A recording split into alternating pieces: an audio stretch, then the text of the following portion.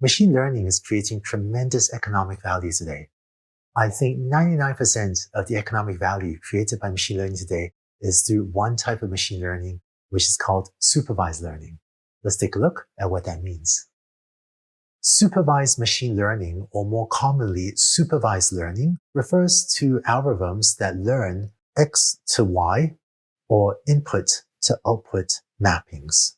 The key characteristic of supervised learning is that you give your learning algorithm examples to learn from that include the right answers, where by right answer, I mean the correct label Y for a given input X. And is by seeing correct pairs of input X and desired output label Y that the learning algorithm eventually learns to take just the input alone without the output label and gives a reasonably accurate prediction or guess of the output. Let's look at some examples. If the input X is an email and the output Y is this email spam or not spam, this gives you your spam filter. Or if the input is an audio clip and the algorithm's job is to output the text transcript, then this is speech recognition. Or if you want to input English and have it output the corresponding Spanish, Arabic, Hindi, Chinese, Japanese, or something else translation, then that's machine translation. Or the most lucrative form of supervised learning today is probably used in online advertising. Nearly all the large online ad platforms have a learning algorithm that inputs some information about an ad and some information about you, and then tries to figure out if you will click on that ad or not. Because by showing you ads that you're slightly more likely to click on, for these large online ad platforms, every click is revenue. This actually drives a lot of revenue for these companies. This is something I've once done a lot of work on, maybe not the most inspiring application, but it certainly has a significant economic impact in some companies today. Or if you want to build a self-driving car, the learning algorithm would take as input an image and some information from other sensors, such as a radar or other things, and then try to output the position of, say, other cars so that your self-driving car can safely drive around the other cars. Or take manufacturing. I've actually done a lot of work in this sector at Landing AI. You can have a learning algorithm takes as input a picture of a manufactured product, say a cell phone that just rolled off the production line, and have the learning algorithm output whether or not there is a scratch, dent, or other defect in the product. This is called visual inspection and is helping manufacturers reduce or prevent defects in their products.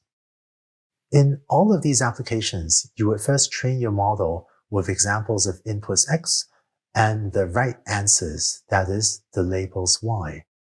After the model has learned from these input-output or X and Y pairs, it can then take a brand new input X, something it's never seen before, and try to produce the appropriate corresponding output Y. Let's dive more deeply into one specific example. Say you want to predict housing prices based on the size of a house.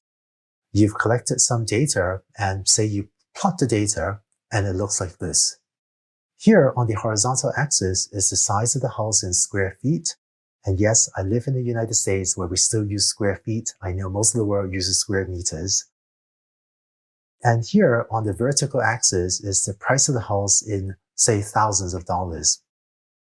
So with this data, let's say a friend wants to know what's the price for their 750 square foot house. How can a learning algorithm help you? One thing a learning algorithm might be able to do is say, fit a straight line to the data. And reading off the straight line, it looks like your friend's house could be sold for maybe about, $150,000. But fitting a straight line isn't the only learning algorithm you can use. There are others that could work better for this application.